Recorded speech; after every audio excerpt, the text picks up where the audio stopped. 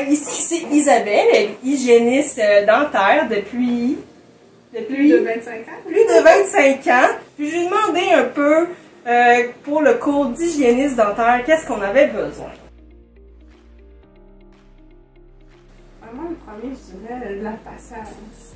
Dans le public, on a besoin de patience, mais nous autres, encore plus, parce que nous autres, on doit gérer des patients anxieux, des patients, bon, c'est sûr que les gens ne veulent pas payer, mais le côté anxiété, le côté on ne veut pas avoir mal, on a peur d'avoir peur, écoute, c'est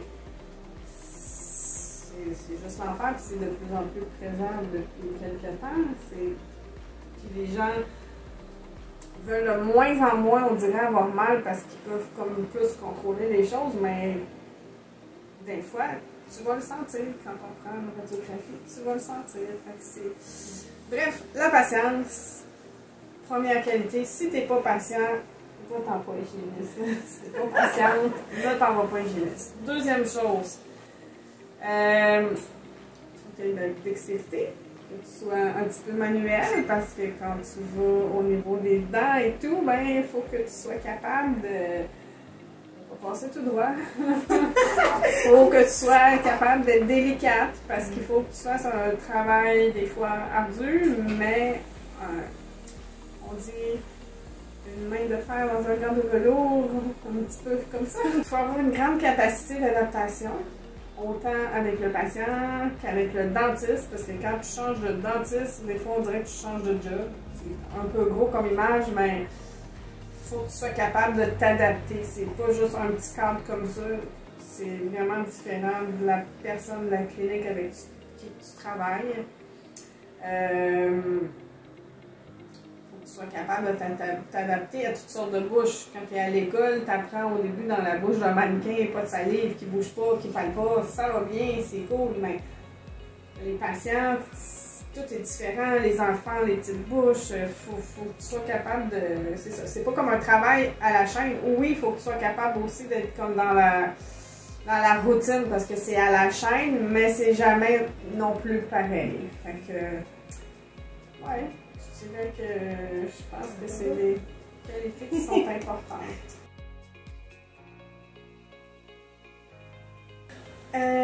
En général, les hygiénistes dentaires travaillent dans les bureaux privés avec les dentistes. Donc,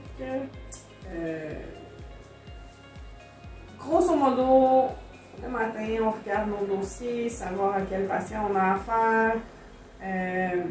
On prépare, il y a beaucoup de nettoyage, stérilisation, parce que moi je dis que je fais du ménage toute la journée. Je nettoie la salle, je nettoie les dents du patient, je nettoie la salle, je nettoie les instruments, c'est ça toute la journée. Fait qu'on peut pas l'enlever, ça fait partie de... c'est ça, je vais chercher le patient, selon le besoin, je prends des radiographies. Ensuite de ça, on fait le nettoyage, on peut expliquer au patient les observations qu'on a faites dans la bouche, qui sont que des observations.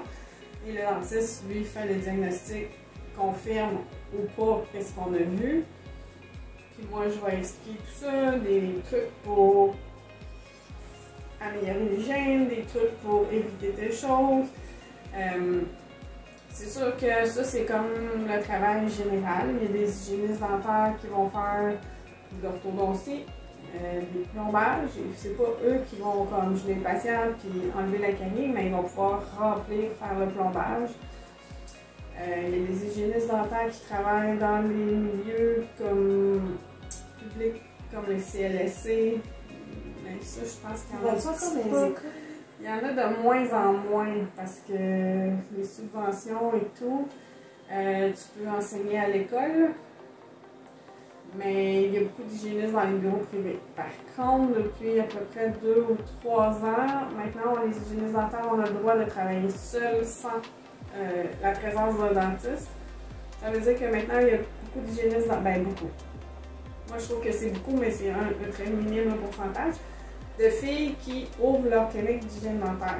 Et à ce moment-là, eux ne prennent pas de radiographie, ils font les nettoyages, ils peuvent faire des blanchiments, chose que je n'avais pas parlé aussi. Blanchiments qui sont supposés d'être faits seulement en cabinet dentaire et pas chez les esthéticiennes, parce que nous, on connaît ça. Ouais. avis aux intéressés. Moi, j'irais pas me faire couper les cheveux chez le vétérinaire. Fait que c'est ça, ces hygiénistes-là vous pouvez aller les voir juste pour avoir un bon nettoyage, des bonnes instructions d'hygiène. Des fois, on est pressé par le temps un petit peu. Eux vont axer beaucoup sur le temps qu'ils vont mettre au nettoyage et aux instructions d'hygiène. Et c'est comme une nouvelle chose qui est depuis quelques temps. Qui est une bonne chose, une très bonne chose. Qui est une bonne chose, tu es autonome, tu fais ton horaire, tu dépends de personne, tu mets le temps que tu as besoin pour comment tu veux gérer tes choses. Mais tu as aussi quand même la pression de gérer ta business tout seul, ce que moi je n'ai pas présentement.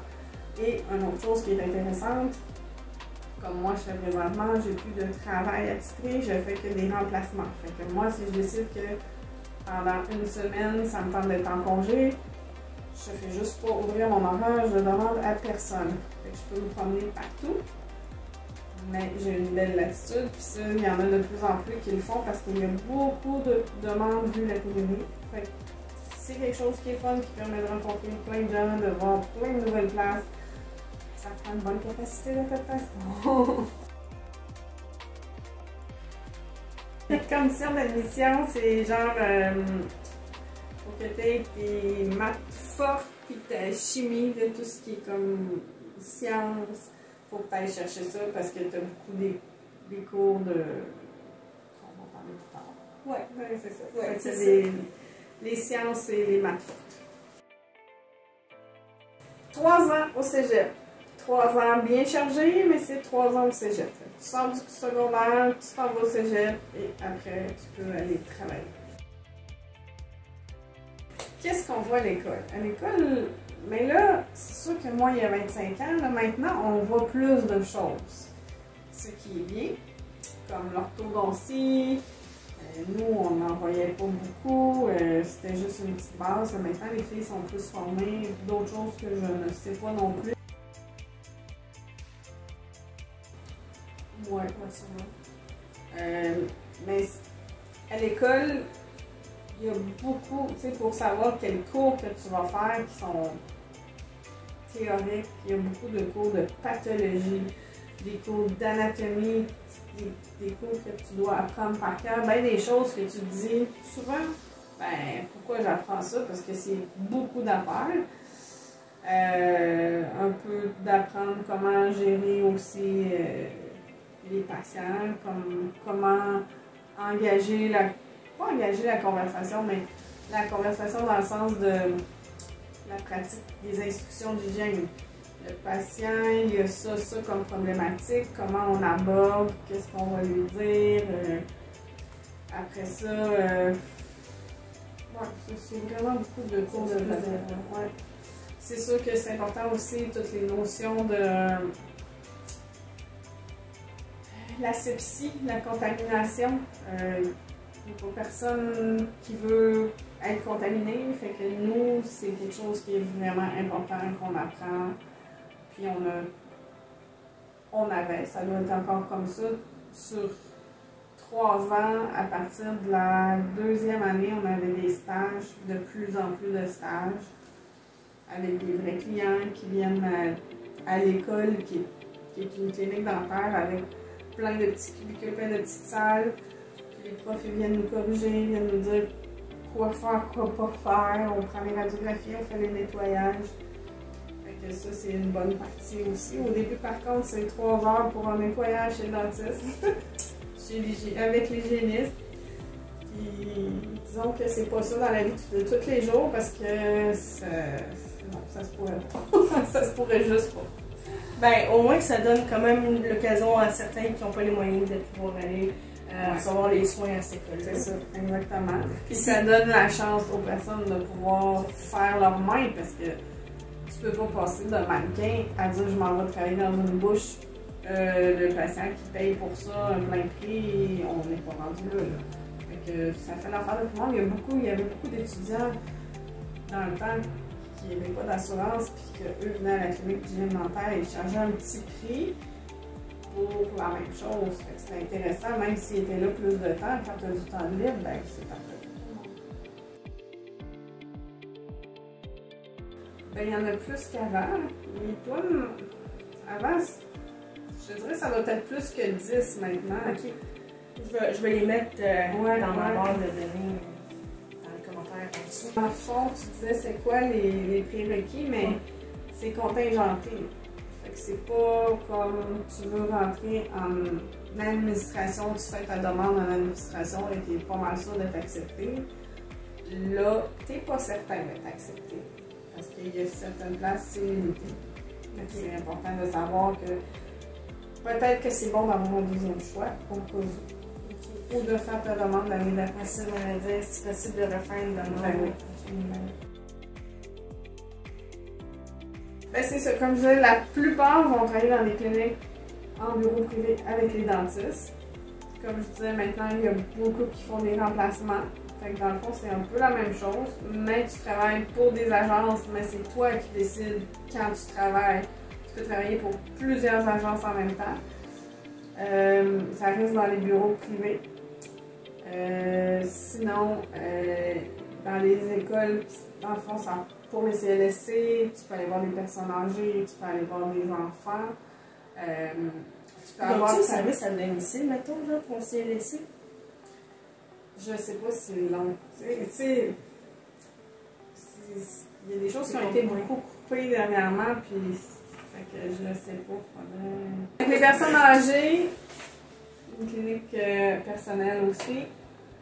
Puis, ben, je sais que dans l'armée, il y a des dentistes et des hygiénistes dentaires. À la base, il faut que tu vas aller dans l'armée. Puis des fois, il y a des contrats pour des choses spécialisées, mettons, d'aller dans le nord aussi, là. Ça peut être une possibilité aussi. Mais c'est pas un vaste choix, exact. Comme tantôt je disais pour l'administration, tu peux aller dans plein de choses, mais nous, tu as moins de possibilités, mais tu as plusieurs endroits où tu peux aller. Merci. Il y a des endroits qui ont des belles petites lentilles assistantes. Merci Isabelle pour ce temps. Ça fait plaisir. J'espère que ça a aidé les gens à savoir un peu plus qu'est-ce que c'était le domaine d'hygiéniste dentaire. Je tiens à préciser que c'est hygiéniste dentaire au Québec, au Canada, parce que c'est différent en France ou même aux États-Unis. Ouais. Donc, merci beaucoup. Bye!